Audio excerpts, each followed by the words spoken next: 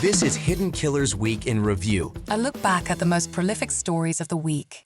This is Hidden Killers with Tony Bruschi. Here now, Tony Bruschi. The criminal case against Bryan Kohberger is over, technically.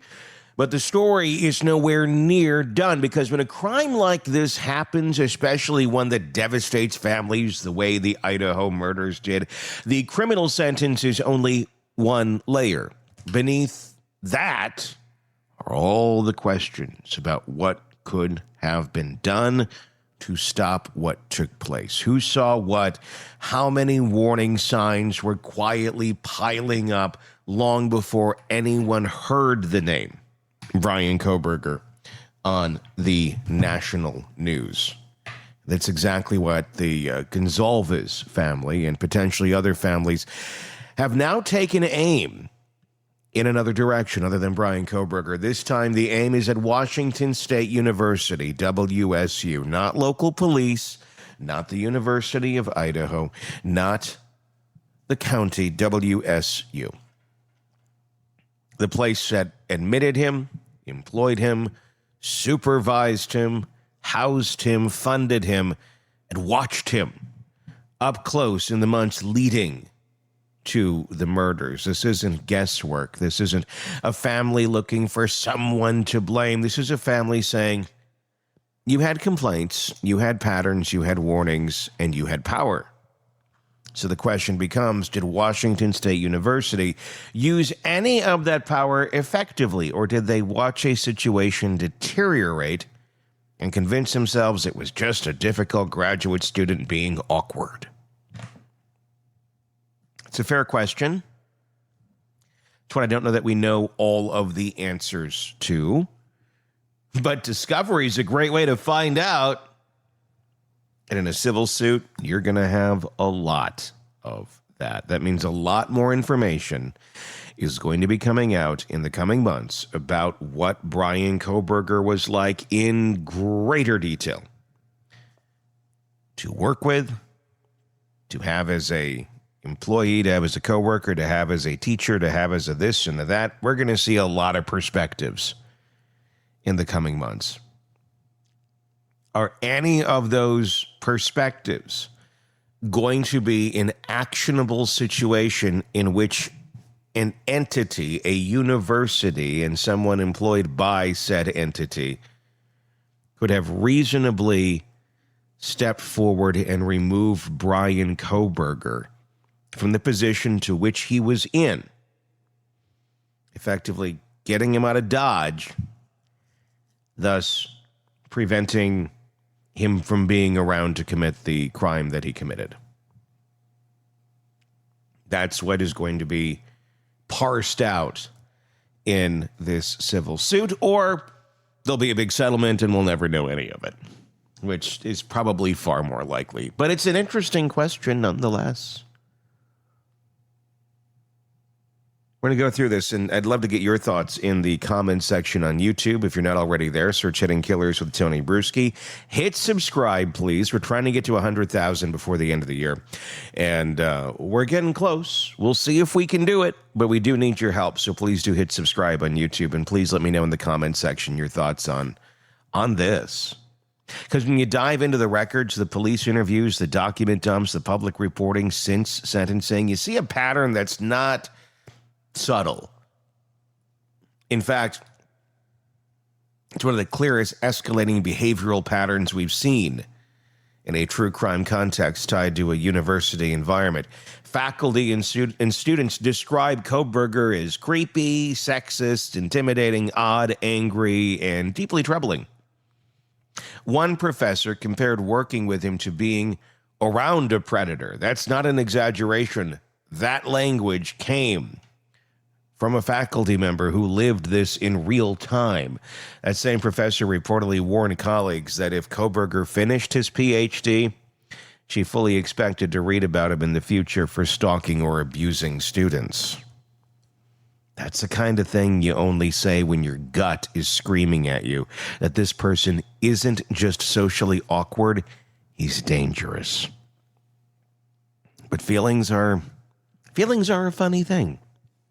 They're not always actionable, especially if it's just a feeling. And actions aren't always actionable if they don't cross a certain line. And the question is, did Kohbergers ever cross certain lines? Let's stay grounded here, because this is where speculation gets people in trouble. We're not claiming anyone predicted a quadruple homicide. Nobody did. But a lot of people at WSU predicted something bad, something involving women, something involving power in violation of boundaries, something involving a man who clearly had no idea how to respect limits. And those complaints weren't vague. They were repeated reports of him blocking women in doorways so they couldn't leave offices, standing so close they felt trapped, hovering silently behind people as they worked, just staring, following female staff or grad students to their cars, making unsolicited comments about their personal lives, going through someone's medicine cabinet during a group gathering, and then announcing medications to others. Allegations. Showing up in offices uninvited and refusing to leave even when the conversation clearly ended. These weren't one-offs. They weren't misunderstandings. They were patterns documented by students, by faculty, by supervisors. Multiple graduate students described him as spatially threatening, using a physical presence as a form of subtle dominance or control. Several women went to administrators not because he annoyed them, but because they felt unsafe. One office even had a tally board allegedly tracking his behavior, not as a joke, but because students wanted a record for how many times he crossed lines, made discriminatory comments, or disrupted the cohort. When you have that much documentation, you're not looking at random personality clashes. You're looking at an institution with its own little ecosystem where everyone knows who the problem person is, where everyone has a Kohberger story, where women warn each other not to be alone with him, and where faculty are exhausted from holding meetings about the same student over and over. And yet he remained in the program. He stayed in his teaching position until he was eventually removed. Not for threatening women, but for being harsh in his grading and clashing with a professor. He remained in university housing. He continued his academic work. He continued interacting with the very people who were telling the university they didn't feel safe around him. Which is why the Goncalves family is now saying, enough. In their tort claim, the formal step before filing a lawsuit, they argue that WSU had a duty to act on the complaints it received, not because anyone expected murder, but because federal law, state law, university policy, and basic duty of care require action when there are repeated allegations of harassment, stalking, or threatening behavior by an employee. And in this context, a graduate teaching assistant is an employee. He's not just a student. He's in a position of authority. He interacts with undergraduates. He holds office hours. He represents the school. And with that position comes responsibility. And with responsibility comes liability. The families point to the sheer volume of complaints, more than a dozen, according to the claim, multiple mandatory reporters aware of his conduct, HR and civil rights offices informed, meetings held, trainings mandated, supervisors intervening, students filing complaints, faculty warning about predator-like behavior. If even half of that is accurate and it aligns with the police interviews, then it raises one damning question. Why was he still there? That is the heart of the lawsuit. Not WSU should have known he was a murderer. That's not the claim. It's WSU knew he was a problem. WSU knew women felt unsafe. WSU knew there were red flags, and WSU had authority over him, and WSU didn't escalate appropriately. That's essentially what the lawsuit is saying. This is where the legal standards matter. Universities are responsible for creating a safe environment. They are responsible for addressing harassment and threatening behavior. They are responsible for responding to patterns, not just individual incidents. They're responsible for taking action when multiple women say the same thing. This man makes me feel unsafe. The counter argument from WSU will likely be predictable. That they followed procedure, that nothing rose to the level of expulsion, and they couldn't have foreseen a violent crime across state lines. That FERPA restricted what they could share, and that he wasn't on their campus when the crime occurred, which are all true. And those laws are in place. And they may have followed everything to the letter of the law. Sometimes you just can't predict these people. And you can't just remove people for making you feel icky. Unfortunately, you can't. And Kohberger may have walked right up to that line of icky into predatory. And knew just how to stay far enough over here where the idea of him being removed was not so real until it finally was. After many complaints, after a bit of time.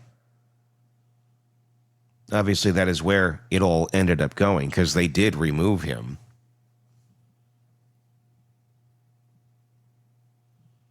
But was it all too late? Should there be less patience in this process? The families aren't trying to blame WSU for the murders. They're trying to understand what kind of environment let him continue when so many people were waving red flags right in front of administrators. And honestly, whether or not the lawsuit succeeds, it's a valid question. One that goes far beyond this case, because if the only time universities take decisive action is when someone makes a direct threat rather than when someone consistently intimidates, frightens, and harasses, then we're setting ourselves up for disaster. We've seen this in other tragedies. Institutions rarely act on patterns. They act on incidents. But predators don't present in incidents. They present in patterns. They test boundaries. They push. They escalate. And unfortunately, some institutions are better at protecting themselves than the people inside of them. This lawsuit, if it moves forward, is going to force transparency. Discovery means internal emails become public, HR complaints become public, meeting notes become public. If anyone minimized concerns, if anyone dismissed warnings, if anyone said, he's awkward, not dangerous, those decisions will be in black and white. And that's what the families want. And honestly, that's what the public deserves. This is not about blaming a university for 4 murders. This is about understanding whether an institution with knowledge of concerning behavior acted responsibly when women said over and over that this guy was not normal, not safe, not someone they wanted to be alone with. And if the answer ends up being that WSU didn't do enough, then maybe this lawsuit becomes the jolt universities need to take these patterns seriously, not after a tragedy, but before one. Because whether or not WSU is legally liable, the human question remains, how many warnings does it take before a system decides to protect the people in it? Right now, that number looks uncomfortably high. Tell me your thoughts in the comments section on YouTube. If you're not already there, just search Hidden Killers with Tony Bruschi. That is where you will find us, and I'd love to hear your thoughts. So please do check that out. Hit subscribe wherever you're listening to us on the podcast platforms as well. We greatly, greatly appreciate it. Until next time, I am Tony Bruschi. We'll talk again real soon. Want more on this case and others? Then press subscribe now and don't miss a moment of true crime coverage from Tony Bruschi and the Hidden Killers podcast.